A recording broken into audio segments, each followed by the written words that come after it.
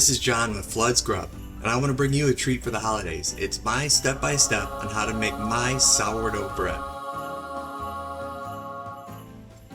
The ingredients are simple. It's flour, salt, yeast, and water. That's it. Don't get the cheap stuff. Get the King Arthur flour. And I'm not going to go into the Alton Brown scientific reasons why. Get the bread flour or the all-purpose flour. You'll thank me later. Trust me, spend the extra couple bucks. Next, in terms of the yeast, get the Fleischmann's Rapid Rise. Next, let's talk about the tools. Tools you want to have out for the first day. This is a 2-day job.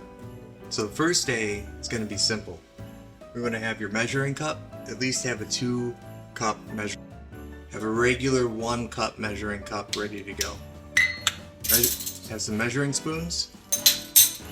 And then have a little smaller cup. This is going to be for your yeast. If you're going to be doing bread a lot, I suggest getting one of these. This is going to be one of your chef Cambros or big buckets.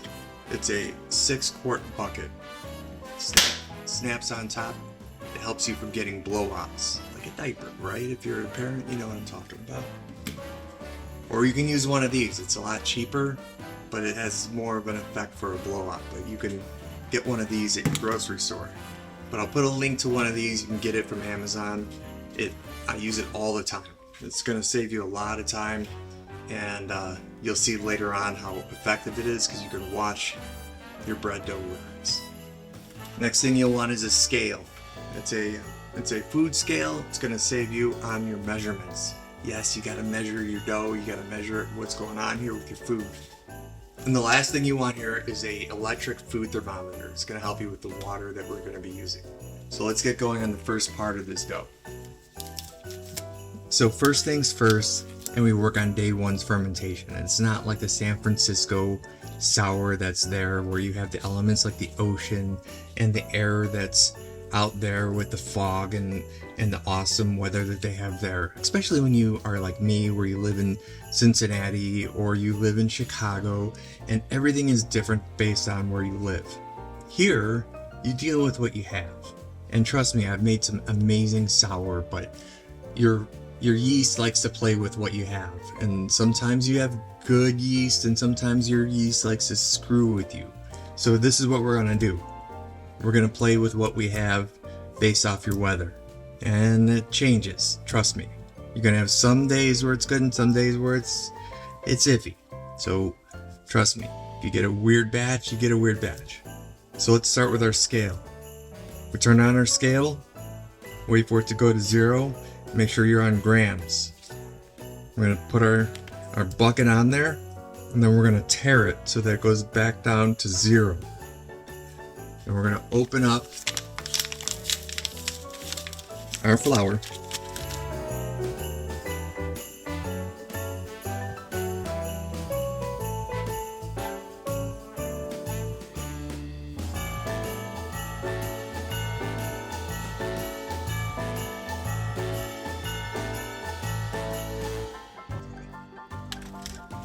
I'm wearing gloves because it's easier to work on the dough.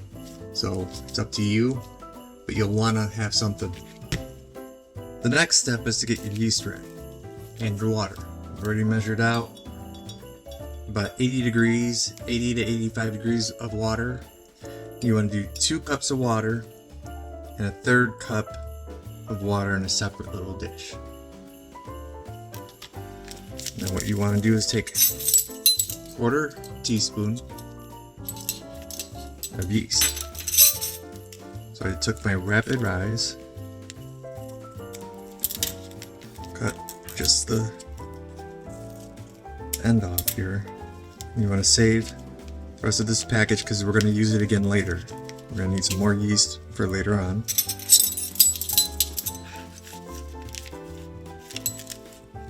I'm just going to take a 1/4 teaspoon and let it take a bath in that 80 degrees of water.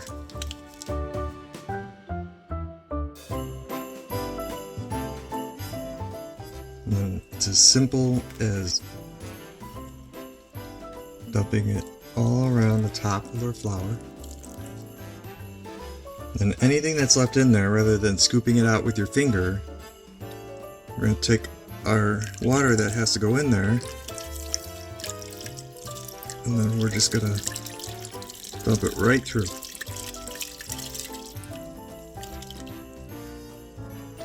And here is where these gloves come in handy.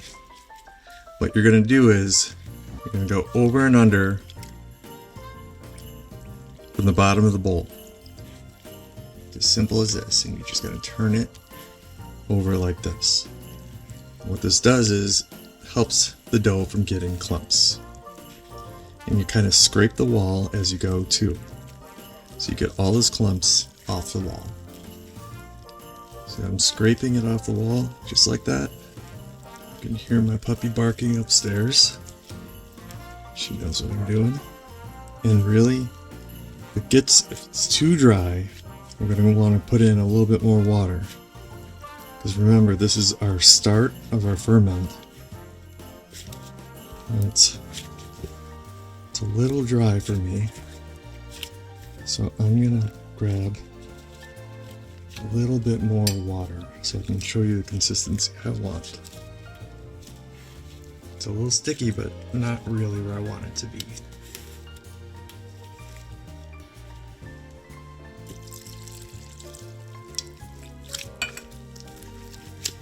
So if you put more water in it, just do a little bit at a time, because it will saturate it pretty quick. Remember, this is our ferment. So that yeast is going to eat the flour and create what I love to call yeast farts. Yes, I said it. Yeast farts. Gas that makes the flour dough rise. There we go. There's our stickiness right there. That's what we want. So if you see, I didn't add that much in there, but right now it's sticking to the walls. Let's turn again the pincer method. And what you're going to want to do is, in about 2 or 3 hours, come back and stir it up again.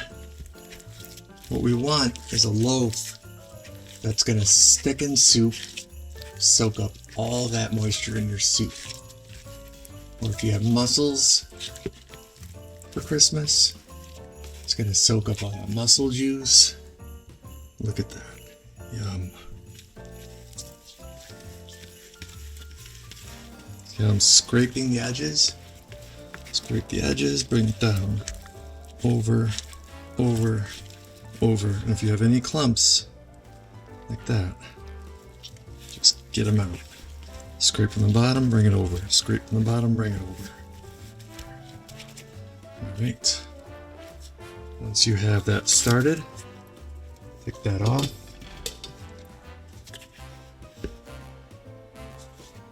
Put your top on. Snap it shut.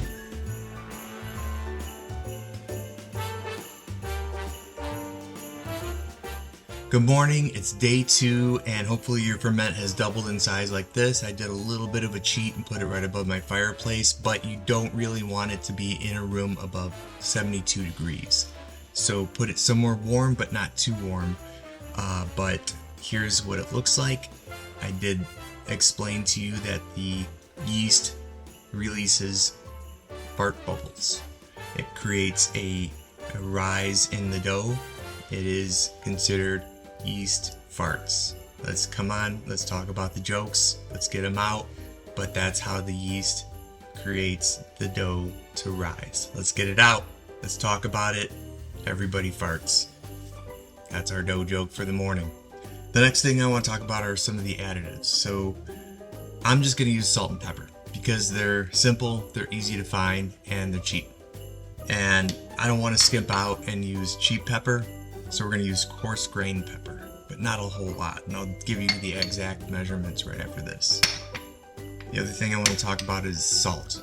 I'm going to use coarse grained salt as well. Some of the tools in the next step that we're going to use are proofing baskets, and I'm going to put the links to that also into the bottom of the videos. Proofing baskets are important because they give you the shape of the dough right before we bake it.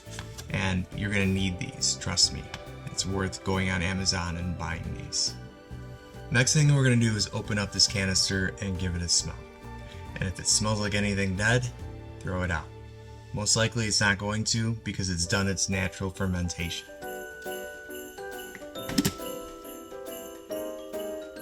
First thing you're going to notice, it has this natural fermentation alcohol kind of smell to it. It's going to smell like the inside of a brewery.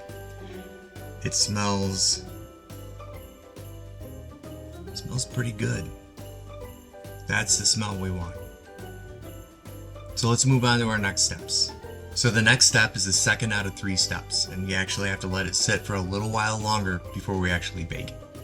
Alright, now we have our second step for our bread. We have our ferment, we have our water, we have a little bit more of our flour, and we have our salt and our pepper and our yeast. And if you want to add a little bit more ingredients, kind of like our basil, our oregano, our thyme, whatever you want, you can make it kind of like the bear show and make it kind of our Italian beef style, Chicago style, or you can add giardiniera, kind of Chicago-ish, or you can add whatever you want to it, cheese, whatever you want. This is kind of the step where you want to add that in there, but you don't want to do too much because you want to taste that sourness that we added with the first ferment. But this is your steps to make it your basic holiday style sour. So your first step is to add your flour. This is 1.5 cups of flour. Remember, we're going to use that real good King Arthur flour. And we're just going to sift it on top, just like so. Cup. And you can roughneck it. You want to keep your stuff clean. 1.5 cups. Put that aside. In 105-degree water. I'm going to put a little bit in my yeast. Let that sit aside for a second and let that yeast grow. The salt's important no matter what you do. You're going to add that salt in. Tablespoon.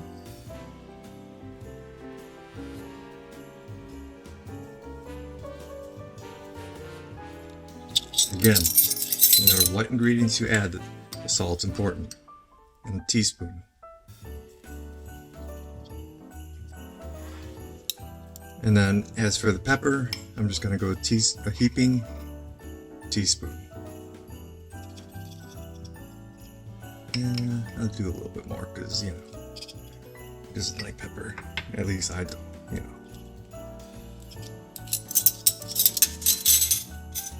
Alright, looks like our yeast is doing good. Give it a little more swim in that water. Put it all over in there. We have a little extra swim at the bottom there, so we're gonna scoop it out with the leftover water from earlier. Put on some gloves so it doesn't stick to your hand. And remember that ferment from last night. It's sticky, it's settled, it's created its own little whirl in there.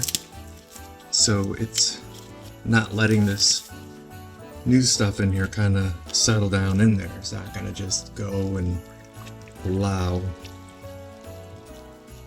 this new yeast to just sit in there. So we're going to do that same method we did earlier with the over and under. We don't want the flour to get chunky. Over and under and turn. It's kind of like a big thing of bubble gum. So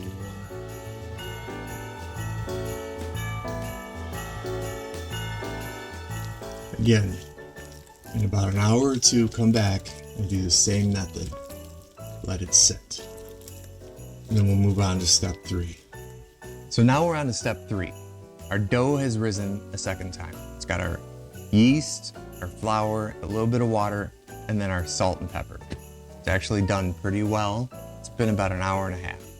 It's already bubbling, and I'll show you how it looks once we spread it out. We're gonna spread it out on a floured surface, and then we're gonna divide it in half, and we're gonna form it into our 2 proofing baskets right here. And like I said before, I put 2 links right under your video on where to buy these proofing baskets. What they do is they form your bread and they give it a little bit of a shape. Once they sit for a little bit and we warm up our oven, we're gonna put it into our Dutch oven or a bread bowl like this. The Dutch oven's important because it keeps the moisture in and it bakes the bread and it gives it the crust that we want. If you don't have a Dutch oven, I gave a couple links underneath the video. Go borrow one from a neighbor. They're expensive. Go borrow one from your grandma, your grandpa. Go borrow one from somebody that you know.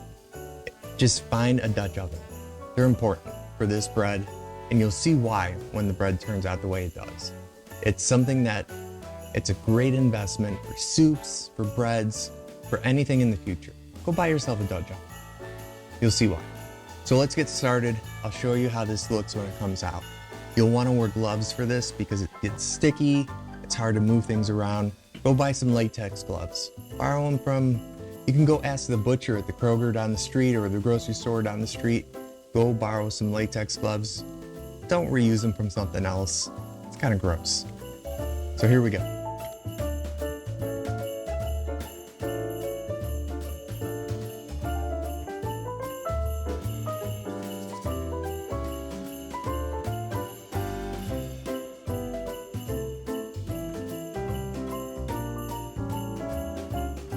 This is a dough cutter, and you can use a knife or a dough cutter.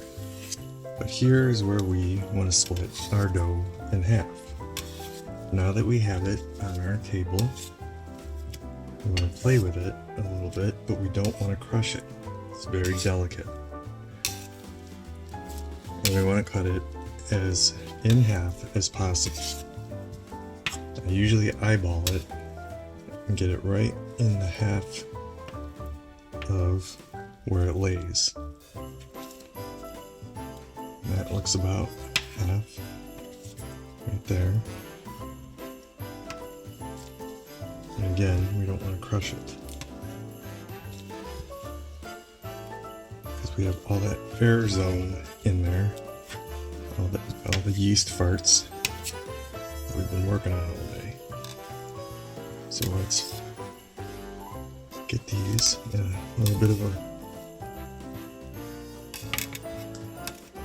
their own little zone right here. Now that we have this little guy, let's work it into the flour that we have here. Let's just coat it with flour on all the sides. And we're basically gonna cradle it. So,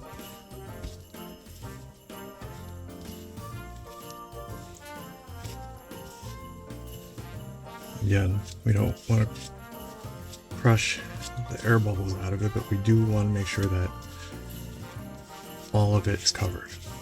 So take your insides of your hands, spin it around. So it's almost like 16-inch Chicago softball, which I've said in a previous video. Spin it around like a Chicago 16-inch softball. Take your dough.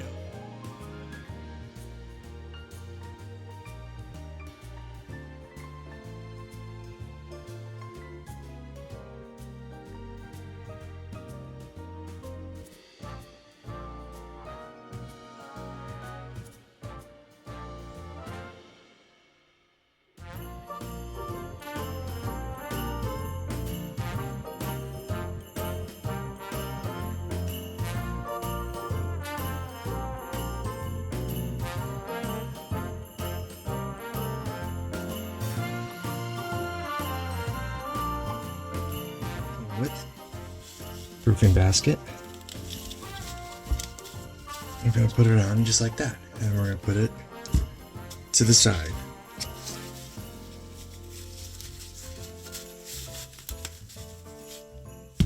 And then on to step 4. All right, next step is to warm up the oven at 475, and we're actually gonna preheat the oven with the Dutch oven or the bread pan in the oven. So let's go ahead and put that in the oven while it's warming up to make sure that we have an even heat with the Dutch oven with the oven. And then when the bread is ready and the oven is preheated, we're actually gonna take it out carefully so we don't burn our fingers and put the dough in, and then we're gonna put it right back in. So let's get started to that next step. All right, next step is to get this in the oven, in the Dutch oven. And I'm not gonna lie, you can burn yourself. So we're gonna do this real simple and real slow. And I'm gonna do it without talking so I don't burn myself. But I'm gonna do it in slow motion so you can see exactly how I do it. So here we go.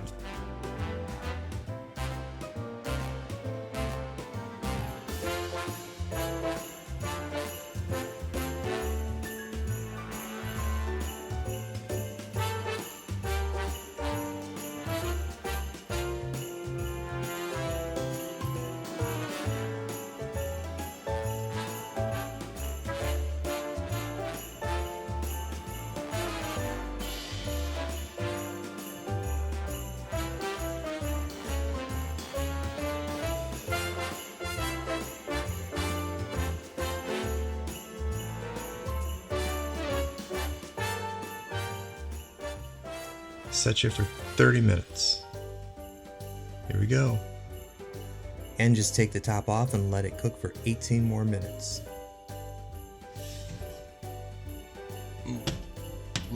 At that.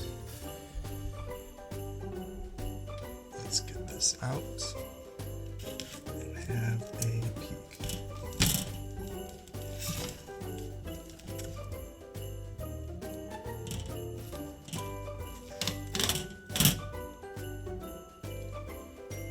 Thanks again for watching my quick step-by-step on how to make sourdough bread.